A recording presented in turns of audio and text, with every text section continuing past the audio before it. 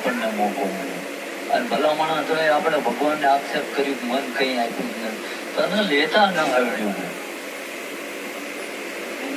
બે હાથ વચ્ચે કે ખોટું બોલું છું? નથી અવાજ આવતો શું ભાઈ? બોલો નગર મને એમ થાય ઉજ્યા નથી ને પાછા.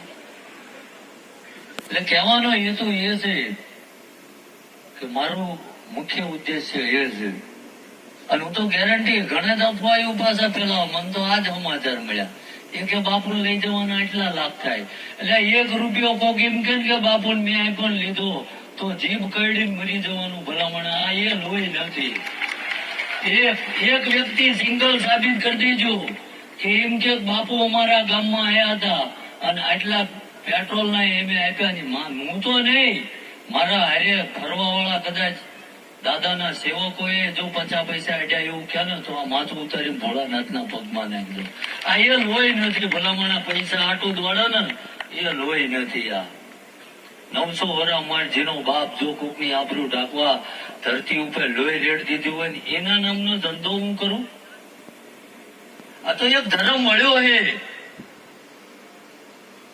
અને શું એ હતા ધૂળવાનો કોઈ અવાજ નથી ભાઈ, પણ એ શું હતા, શું એ લોહીની કુમારી હતી.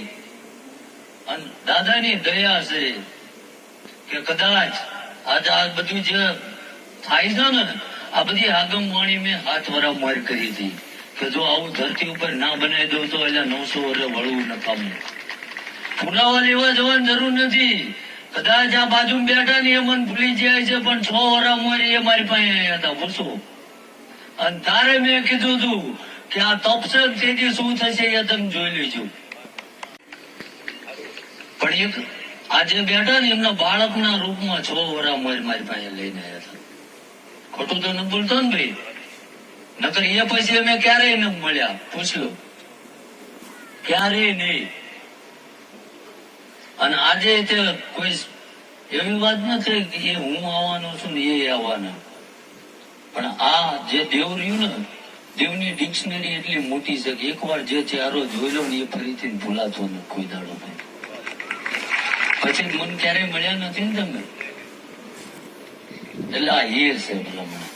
માણસનું ગોખેલું હોય ને કાલ ભૂલી જવાય, દેવનું ભૂલેલું થતું નથી. અને હું તો આજ કેમ આવ્યો છું કે જ્યાં જ્યાં જવું મારી કોઈ ફી નથી અને મારું કઈ મારા ઠાકરે ઘટવાય નથી. પણ મહત્વની વાત એ કહેવી ભૂલી ગયું કે જેને મારા આંખની ઓળખાણ નથી, જે ખાલી વિડીયોના માધ્યમથી રાજકોટમાં 35-40 યુવાનો